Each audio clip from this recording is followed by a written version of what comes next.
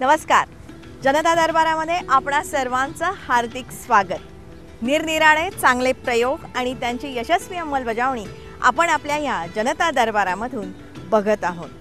इतके वेगवेगळे निरनिराळे प्रयोग तुम्हाला मिळतात तरी कुठे अशी सातत्याने विचारणा आमच्याकडे होते, किंवा असे यशस्वी प्रयोग करते तुम्हाला भेटतात कुठे असंही आम्हाला विचारलं जातं. पण मी तुम्हाला खरं सांगू का, एक चांगला विचार आम्ही मांडल्यानंतर अनेक चांगले विचार आमच्यापर्यंत येऊन थडकले आणि ह्या अशा चांगल्या आणि वेगळ्या माणसांची किंवा त्यांच्या वेगळ्या प्रयत्नांची माहिती आमच्यापर्यंत येऊन पोचली. जनता दरबारमध्ये मांडलेले हे जे प्रयोग आहेत त्याची माहिती देणारी DVD आम्हाला पाहिजे अशी मागणी तुमच्याकडून सातत्याने आमच्यापर्यंत पोचते आहे. ती मागणी आम्ही तुमची पूर्ण करूच. त्यासाठी आमची तुम्हाला कळकळीची विनंती एकच आहे की जास्तीत जास्त संख्येने जनता दरबारामध्ये आपण सामील व्हा. त्यासाठी तुमचा आमचा सर्वांचा जनता दरबार. जनता दरबारामध्ये आजचा जो विषय आहे तोही खूप वेगळाच आहे. प्रतिकूलतेवरती मात करत जीवन जगण्याचा हा आजचा प्रयोग आहे. तसं पाहिलं तर आपण प्रत्येक जण प्रतिकूलतेवरती मात करत जीवन जगत असतो, नाही का? अर्थात आपली ही प्रतिकूलता कुठेतरी सापेक्ष असू शकते, पण म्हणून काय झालं, त्यातून जीवन हे जगलं जातच. हे सारं आपण अनुभवणार आहोतच. फक्त आजच्या ह्या प्रतिकूलतेची तीव्रता प्रचंड मोठी आहे.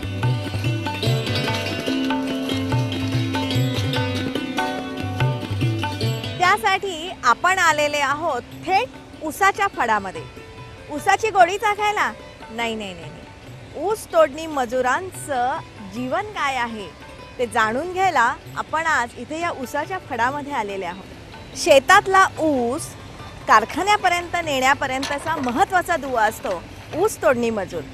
त्यांच्या व्यथा वेदना काय आहेत, त्यांच्या समस्या काय आहेत, त्यांच्या अडीअडचणी काय आहेत, त्यांच्यासाठी काय योजना केलेल्या आहेत, त्याची यशस्वीतता काय आहे, हे आपण सगळं जाणून घेणार आहोत. ऊस तोडणी मजुरांचं जगणं आज आपण समजून घेणार आहोत.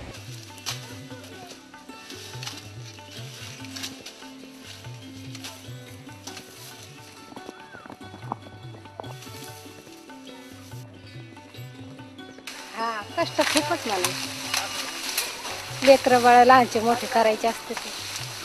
जो हा ऊसतोडणी कामगार आहे त्याचे श्रम जर आपण पाहिले प्रत्यक्षामध्ये तर ते सांगून कुणाला खरे वाटणार नाही. काय आता काय म्हणणं असायचं, आता हे जसं देव देईन तसं राहायचं, काय करायचं. ऊस हा गोड लागला ना तरी तो कायम चर्चेत असतो किंवा धगधगत असतो. कारण या ऊसाचं अर्थकारण, समाजकारण, राजकारण, त्यात बऱ्याच गोष्टी आहेत. पण त्या सर्व बाबींकडे आपण दुर्लक्ष करूया आणि शेतातला हा ऊस कारखान्यापर्यंत नेणाऱ्यातला जो महत्त्वाचा दुवा आहे ऊस तोडणी मजूर, त्या दुव्यावरती आपण लक्ष केंद्रित करूया. या ऊसापासून शुभ्र साखर तयार होण्यापर्यंतच्या साखरेच्या प्रवासाबद्दल खूप काही बोललं जातं, पण आज आपण चर्चा करणार आहोत ऊस तोडणी मजुरांची. आता साधारणतः सहकारी 205 आहेत आणि खाजगी 55 कारखाने. तो सहकाराच्या कायद्यान्वये नोंदलेली जे आहे 205 आणि ते खाजगीकरण सुरू झालं तेव्हापासून 55 खाजगी, आणि त्या 55 पैकी साधारणतः 52-53 चालू आहे. पण सहकारापैकी 205 पैकी 118-117 जबरीने चाललेली आहेत. सध्या आपल्या राज्यामध्ये 5,01,000 हेक्टर क्षेत्रावरती ऊसाची लागवड केली जाते आणि साखर कारखान्यांची जर का आपण गाळप क्षमता पाहिली तर ती 1,500 ते 7,000 मेट्रिक टन दररोज इतकी साधारणपणे साखर कारखान्यांची गाळप क्षमता आहे. साधारणपणे 5,000 मेट्रिक टन प्रतिदिन एवढी जर का एखाद्या साखर कारखान्याची गाळप क्षमता असेल तर त्यासाठी त्या साखर कारखान्याला 10,000 ऊस तोडणी मजुरांची आवश्यकता असते. आणि त्यातही ह्या मजुरांचं जर का एक जोडपं असेल तर ह्या एका जोडप्यांनी दररोज साधारणपणे 2.5 टन ऊस तोडणी करण्याची अपेक्षा असते. ऊस तोडणी कामगार एक महत्त्वाचा वर्ग आहे, तसा हा सीजनल आहे. ऊस तोडणी कामगारांना बेसिक फॅसिलिटी मिळावी यासाठी सरकारने भरपूर योजना केलेली आहे. साधारणपणे दिवाळीच्या आसपास साखर कारखान्यांचा गळीत हंगाम सुरू होतो आणि त्यासाठी मग ऊस तोडणी मजुरांचा प्रवास या कारखान्यांच्या दिशेने सुरू होतो. तसं पाहिलं तर वर्षानुवर्षे ठराविक साखर कारखान्यांना हे ऊस तोडणी मजूर बांधलेले असतात. त्यासाठी हे मजूर आपापल्या गावातून स्थलांतरित होत असतात. तसं पाहिलं तर आपल्या राज्यातून बीड, जालना या ठिकाणाहून हे ऊस तोडणी मजूर मोठ्या प्रमाणावर येतात. परराज्यातून म्हणाल तर कर्नाटक किंवा गुजरात इथून हे तोडणी मजूर मोठ्या प्रमाणावर येतात. मुळात हे शेतकरी असतात आणि हे अल्पभूधारक असतात किंवा भूमिहीन सुद्धा असतात आणि त्याच्यामुळे उत्पन्नाच्या साधनासाठी हे ऊस तोडणीसाठी असे स्थलांतरित होत असतात. बरं, बीडमध्ये तुमची शेती आहे का? शेती हो ना, आहे ना. किती? काय? 3 एकर शेती. बरं, मग त्याच्यात काही पिकत नाही? पिकतंय, बाजरी पिकते फक्त कोरडो असल्यामुळं पाणी नाहीये. मग उरलेले दिवस इकडे ऊस तोडणीला? उरलेले दिवस इकडं ऊस तोडणीला येतात. उन्हाळ्यात जातो वाहून गावाला. साधारणपणे 4.5 ते 5 लाख ऊस तोडणी मजूर हंगामासाठी उपलब्ध असतात. आपला सारा कुटुंब कबिला भांडीकोंडी घेऊन हे मजूर कारखान्यावर येतात आणि त्यासाठी त्यांना मुकादमाशी संपर्क साधायला लागतो. साखर कारखाना आणि ऊस तोडणी मजूर यांच्यातला महत्त्वाचा दुवा असतो तो मुकादम. आणि तुमच्या टोळीमध्ये किती लोक आहेत? आमच्या टोळीमध्ये कमीत कमी 15 ते 20 गाड्या आहेत. 20 गाड्या. हां. एका गाडीवर किती लोक असतात? एका गाडीवर 3 ते 4 लोक राहतात. या मुकादमाकडून बरेचदा या मजुरांना लग्न कार्य असतील किंवा इतर कार्यासाठी पैशांची उचल घ्यावी लागते आणि त्याच्यामुळे ही परतफेड करेस्तवर हे मजूर आणि हे मुकादम यांच्यातलं नातं अबाधित राहतं आणि त्याच्यामुळे वर्षानुवर्ष हे ऊस तोडणी मजूर एकाच मुकादमाबरोबर एकाच कारखान्याबरोबर ऊस तोडणी करत असतात. ही आपण घरी असताना लाख रुपये, 90 रुपये, 90,000 लाख असे घरीच द्यावं लागते. मग आम्हाला कारखाना पैसे देतो, मग त्या कारखाने पैसे वाटते आम्ही, त्याच्यामध्ये आम्ही घेऊन येतो. मुकादमाचा आणि आमचं म्हणजे असं असतं, व्यवहार केलेला असतो. आम्ही तर गरज आम्हाला ज्यावेळेस गरज पडन त्यावेळेस आम्ही मुकादमाकडनं पूर्ण पैसे घेतलेले असतात. त्यावेळेस नंतर आम्ही इथं कारखान्यावर येऊन त्याची परतफेड करतो. तर आम्ही जसं कष्ट होईन असं त्याप्रमाणे पैसे कमवतो आणि त्यांचे पूर्ण पैसे नाही, आम्ही अगोदर उचली घेतलेले असतात मुकादमा. हा, मग लग्न कार्य काही करायचं म्हणजे आपल्याला असं काही करायचं असलं का मग उचल घ्यायची अगोदर, मग आपण मुकादमा काम करायचं. हे मजूर कारखान्यावरती आल्यानंतर कारखान्यातर्फे त्यांना राहण्यासाठी मोकळी जागा उपलब्ध करून दिली जाते.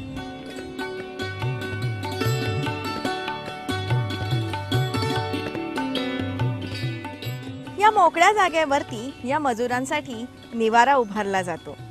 हा निवारा म्हणजे एक छोटीशी झोपडी असते. या झोपडीला इथे कोपी असं म्हणतात आणि ही जी कोपी असते ना, ही ऊसाच्याच पेंड्यांनी तयार केलेली असते. म्हणजे ऊसाचे जे वाडे असतात, आता वाडे म्हणजे ऊसाचा जो शेंडा असतो त्या शेंड्यातून काही साखर निर्माण होत नाही, त्याच्यामुळे ते शेंडे तोडले जातात आणि ते जनावरांना खाण्यासाठी सुद्धा चारा म्हणून उपयुक्त असतात आणि त्याला वाडे म्हणतात. तर हे वाडे घेऊन आणि काही लाकडं रचून एक छोटीशी झोपडी बांधली जाते, म्हणजेच कोपी बांधली जाते.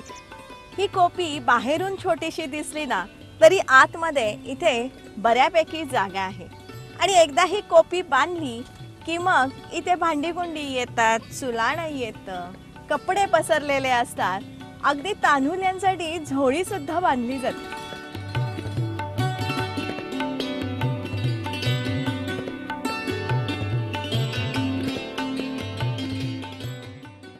कुठेतरी संसार अशाही परिस्थितीमध्ये फुलायला लागतो. उघड्यावरच हे जगणं असतं. ऊन असतं, वारा असतो किंवा बोचरी थंडी सुद्धा असते. वीज नाही, दिवे नाहीत, लांबवरून पाणी आणायला लागतं. अनेक समस्या असतात. पण तरीही हे सारे मजूर त्यांची मुलं बाळं, त्यांची जनावरं असतील, गायी असतील, म्हशी असतील, बैल असतील, शेळ्या मेंढ्या असतील, कोंबड्या असतील, या साऱ्यांचंच एक वेगळंच जग इथे नांदायला लागतं.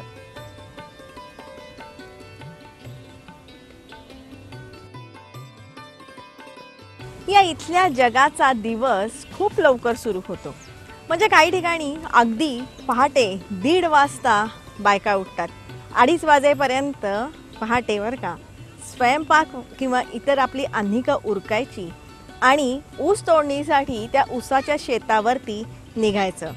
हा ऊस असतो हा सकाळी खूप लवकर तोडला जातो आणि त्यासाठी अंधारामध्ये बोचरी थंडी असेल, कुठेही दिवे नसतात, लाईट नसतात, अशा मार्गावरून चालत निघायचं. आणि असे अनेक गटच्या गट आपल्याला ऊस तोडणी मजुरांचे आपल्याला ऊसाच्या शेताकडे जाताना दिसतात. आणि मग साधारण 3:30ला ही ऊस तोडणी सुरू करायची. आता आपल्याला असा प्रश्न पडतो की इतक्या अंधारामध्ये मुळात त्यांना वाटा दिसतात कशा? बरं, वाटेत सरपटणारे प्राणी असतात.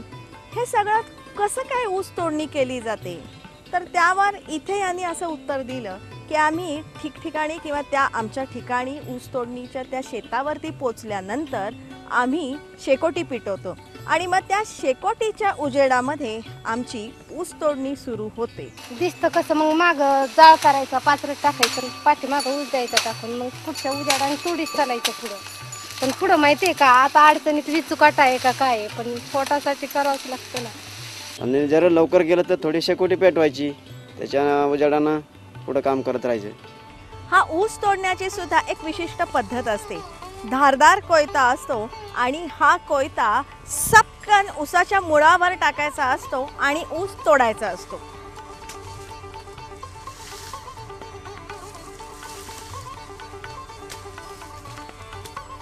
असे हे फटाफट घाव घालत ऊसाची तोडणी पहाटेच्या वेळेला सुरू असते. हळूहळू अंधार कमी होतो, सूर्योदय होतो, धुकं नाहीसं होतं आणि मग न्याहारीची गडबड सुरू होते. शांतपणे बसून भाकर तुकडा जो असतो तो खाल्ला जातो, न्याहारी केली जाते आणि मग पुन्हा एकदा ऊस तोडणीकडे वळलं जातं. पण त्याच्यासाठी त्यांच्याबरोबर जी लहान मुलं बाळं आलेली असतात ती सुद्धा मजेत या ऊसाच्या वावरामध्ये खेळत असतात, हसत असतात. कुठेतरी एखाद्या बैलगाडीला एक छोटी झोळी बांधलेली असते, तिथे एखादं तांदूळही खेळत असतं. अशा प्रकारे ही ऊस तोडणी इथे सुरू असते. या तोडलेल्या ऊसाच्या नंतर मोळ्या बांधल्या जातात. पण तत्पूर्वी हे जे ऊस तोडलेले असतात तर त्या ऊसाचे जे शेंडे असतात ते शेंडे कापले जातात. कारण की त्या ऊसाच्या शेंड्यापासून साखर मिळत नाही आणि तो शेंडा असतो तो जनावरांना खाण्यासाठी उपयुक्त ठरतं. त्याच्यामुळे त्या धारदार कोयत्यानी ते शेंडे कापले जातात. म्हणजे ऊस साळायचा आणि त्याचे हे वाडे तयार करायचे. आता आपण हे जे वाडे बघितले ना, या वाड्यांची किंमत साधारणतः एक वाडा म्हणजे 100 रुपये शेकडा इतकी या वाड्यांची किंमत असू शकते. आता या ऊसाच्या मोळ्या या शेतामध्ये बांधल्यानंतर कधी कधी या शेतापर्यंत ट्रक किंवा ट्रॅक्टर येऊ शकत नाही. मग बैलगाडी या शेतापर्यंत आणली जाते आणि त्या बैलगाडीमध्ये ह्या मोळ्या रचणं हे सुद्धा एक अतिशय महत्त्वाचं असंच हे काम असतं. आणि मग ह्या बैलगाड्या भरलेल्या त्या ट्रॅक्टर किंवा ट्रकपर्यंत जातात. पुन्हा एकदा त्या ट्रकमध्ये हा ऊस भरणं हेही अतिशय महत्त्वाचं काम असतं. आणि बरेच ठिकाणी हे मोळ्या बांधताना किंवा हे जे काम करताना हे काम सुकर व्हावं म्हणून सुंदर गीतं गायली जातात. त्याला भलरी असंही म्हणतात.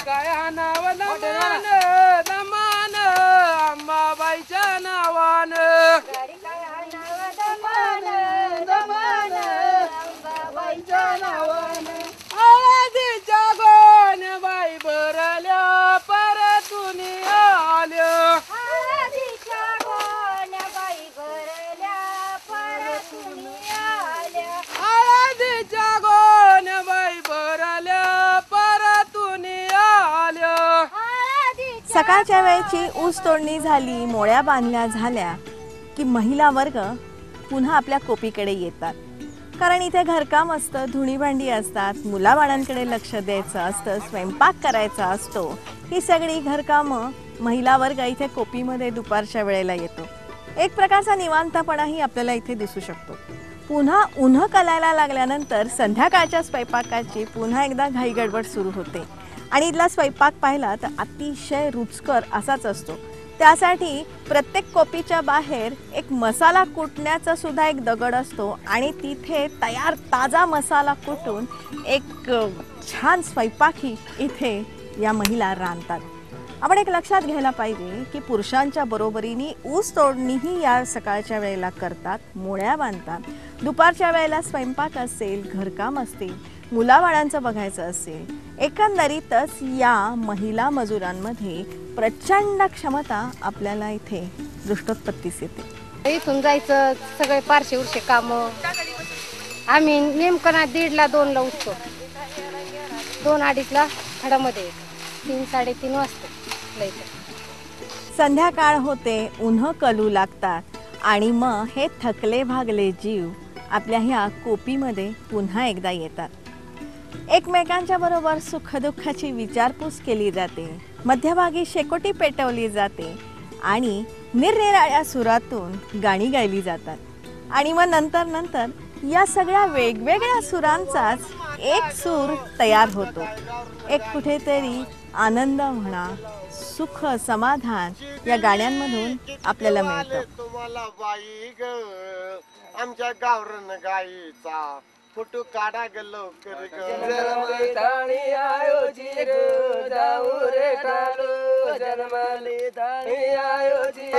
कथा मुकाम तारो कत ठिकाण केरो कथा मुकाम. साधारणपणे 12 ते 14 तास हे काम अव्याहतपणे चालत असतं. अतिशय कष्टाचं असंच हे काम असतं आणि त्यासाठी दर टनामागे विशिष्ट मजुरी या ऊस तोडणी मजुरांना दिली जाते. अर्थात ही मजुरी जी काय आहे ती ठरवण्यासाठी महाराष्ट्र शासनाने एक खास लवाद नेमलेला आहे. त्यांना किती मजुरी मिळायला पाहिजे आणि त्या लवादामध्ये माननीय शरद पवार केंद्रीय कृषी मंत्री ते आहे आणि माननीय गोपीनाथ मुंडे साहेब तेही आहे. त्यांनी गेल्या वर्षी त्यांची मागणी होती की आम्हाला वाढती महागाईमुळे आमचीही काही वाढ करावी आणि या लवादाची मीटिंग झाली, ऊस तोडणी संघटनाची मीटिंग झाली आणि त्यामध्ये भरीव वाढसुद्धा करण्यात आलेली होती. ती गोष्टी संघटनांनी सुद्धा मान्य केली आणि त्या हिशोबाने प्रत्येक कारखान्याने त्या हिशोबाने ऊस तोडणी मजुरांना पैसे देतो. ऊस तोडणी मजुरांचे नेमके दर कसे आहेत? तर डोके सेंटरला आम्ही कारखाना 190 रुपये देतो, त्याला मग कमिशन 18% राहतं. आणि गाडी सेंटर म्हणजे जे बैलगाडीने ट्रॅक्टरमध्ये ऊस भरला जातो त्याला 212 रुपये प्रति टन आणि त्याला प्लस 18% कमिशन. आणि टायर गाडीसाठी वेगळा दर राहतो. टायर गाडीला 5 किलोमीटरला साधारणतः 200 रुपयाप्रमाणे वाहतूक मिळते. तोडणी आणि वाहतूक दोन्ही मिळून मजुरी जसं आम्ही काम करणार असं आम्हाला मजुरी पडते. तरी टनामागे तर टनामागे आम्हाला ते 300 रुपये 250 रुपये पडते मजुरी. पण मग ही मजुरी तुम्हाला एकट्याला आहे का तुमच्या दोघांना मिळून काय? दोघांना मिळून 500-400 पर्यंत जाते दिवसात. तसं मग 30-40 हजाराचा धंदा होतो. सतत स्थलांतर होत असल्यामुळे ह्या मजुरांच्या मुलांचा शैक्षणिक विकास होण्यासाठी कारखान्यातर्फे साखर शाळा चालवल्या जातात. शिक्षणाचा हक्क हा कायदा आल्यापासून ह्या साऱ्या साखर शाळा जिल्हा परिषदेने ताब्यात घेतलेल्या आहेत आणि या मुलांचं शिक्षण अव्याहत व्हावं यासाठी ही जागरूकता सरकारतर्फे बाळगण्यात येत आहे. या ऊस तोडणी मजुरांच्या उज्ज्वल भवितव्यासाठी या साऱ्यांना सुरक्षा कवच देण्यात येतं आणि त्यासाठी कारखान्यामार्फत यांचा विमा उतरवला जातो.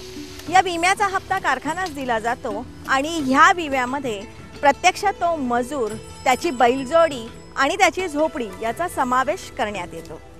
आत्ताच नुकतीच त्यांच्यासाठी वेगळी विमा योजनासुद्धा करार झालेलाच आहे. त्यामध्ये साखर संघाने सुद्धा महत्त्वाची भूमिका बजावून त्यांच्यासाठी करार केलेलाच आहे आणि मला या गोष्टीचा आनंद होतो की त्यांची मागणीप्रमाणे आपण त्या विमा योजनाच्याही सुद्धा अंमलबजावणी करू शकलो. त्याच्यामुळे जर काही अपवादात्मक परिस्थितीमध्ये ही घटना घडली तर किमान त्यांना या गोष्टीचा फायदा घेता येऊ शकतो. त्यांना त्या साईटवर असलेली ते सर्व सुविधा, जसं तुम्हाला सॅनिटेशनची फॅसिलिटी आहे तसं तुमच्या ड्रिंकिंग फॅसिलिटीज आहे ते उपलब्ध करून देण्याची ते आपण कारखाना स्तरावर स्पष्टपणे सूचना दिलेली आहे आणि कारखाना स्तरावर त्यांना आवश्यक ती सुविधा पुरवण्याचा प्रयत्न त्यांच्याकडून केला जातो. ती कारखाना प्रत्येक लेबरचा विमा उतरवतो. प्रत्येक माणसासाठी 30 रुपये याप्रमाणे लेबरचा विमा कंपनीकडे भरत असतो आणि बैलजोडीसाठी 170 रुपये असा विमा कंपनीकडे भरत असतो. तसेच झोपडीसाठी 2 रुपये प्रति झोपडी असा विमा भरलेला जातो. जर मनुष्य अपघात झाला जर त्याच्यातून मेडिक्लेमसाठी 10,000 रुपयेपर्यंत मदत होते आणि जर त्याच्यातून मनुष्य अपघातात मग एका माणसाचं जर अपंगत्व आलं 1 किंवा 2 अवयव तर त्याच्यासाठी 50,000 ते 1 लाखापर्यंत मदत होते आणि जर माणूस मयतच झाला तर त्याला 1 लाखापर्यंत मदत होते. आणि बैलाचा विचार केला तर बैल जर मयत झाला तर त्याला 12,500 रुपये बैलाला पैसे मिळतात आणि झोपडी जळीत झाली तर त्याला 2,500 ते 3,000 मदत होते. सध्या ऊस तोडणी मजुरांना पर्याय म्हणून ठिकठिकाणी ऊस तोडणी यंत्र वापरण्यात येत आहेत. कारखानदारांचं मत असं आहे की ऊस तोडणी कामगार पळून जाण्याचा प्रकार होतो, त्यांना उचल दिली जाते, परत ट्रॅक्टर मालक नुकसान होतं, त्याचं आर्थिक नुकसान होतं, त्याला हा हार्वेस्टर हा चांगला पर्याय आहे असं कारखानदारांचं मत आहे. या ऊस तोडणी मजुरांची मुलं आता उच्च शिक्षित व्हायला लागलेली आहेत किंवा कुठेतरी सुशिक्षितही व्हायला लागलेली आहेत. म्हणजेच सरकारच्या ज्या योजना आहेत त्या यांच्यापर्यंत कुठेतरी थोड्या प्रमाणात का होईना पोचलेल्या आहेत आणि मग ही उच्च शिक्षित किंवा सुशिक्षित मुलं ऊस तोडणीसाठी उपलब्ध नसतात आणि त्यामुळेच तुलनेने ऊस तोडणी मजुरांची कमतरता सध्या कारखान्यांना भासते आहे आणि त्याच्यामुळे हे यंत्र आणि ऊस तोडणी मजूर यांचा कुठेतरी एक प्रकारचा समतोल साधण्याची गरज आहे. पण तसं पाहिलं तर यंत्रापेक्षा मानवी श्रम किंवा मानवी कष्ट हेच श्रेष्ठ असतात हेही तितकंच खरं. महाराष्ट्रामध्ये ऊस तोडणी कामगार हा जर कामावर नसेल तर काही जरी झालं तरी कारखानदारी महाराष्ट्रामध्ये खाजगी असो तर सहकारी असो ती चालूच शकणार नाही. मशिनरीच्या साह्यानं आधुनिकीकरणानं कितीही तुम्ही प्रयत्न केलं तर मॅनपॉवर ज्याला म्हणतो मानवी शक्ती तिथं लागतेच.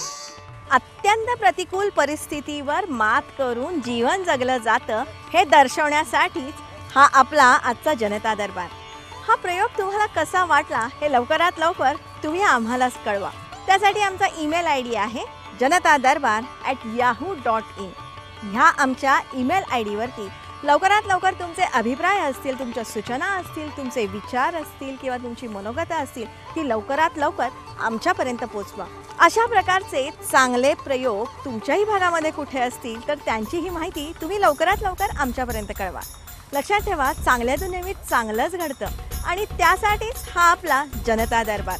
तसं पाहिलं तर दर सोमवारी रात्री 10 वाजता आपण सह्याद्री वाहिनीवरती जनता दरबारामध्ये भेटतच असतो. दर शुक्रवारी सकाळी 8 वाजता पुनः प्रक्षेपणामध्ये आपण जनता दरबारमध्ये सह्याद्री वाहिनीवरती भेटतच असतो. लक्षात ठेवा, चांगल्यातून नेहमी चांगलंच घडतं आणि अशा चांगल्या सकारात्मक प्रयोगांसाठी तुमचा आमचा सर्वांचा जनता दरबार.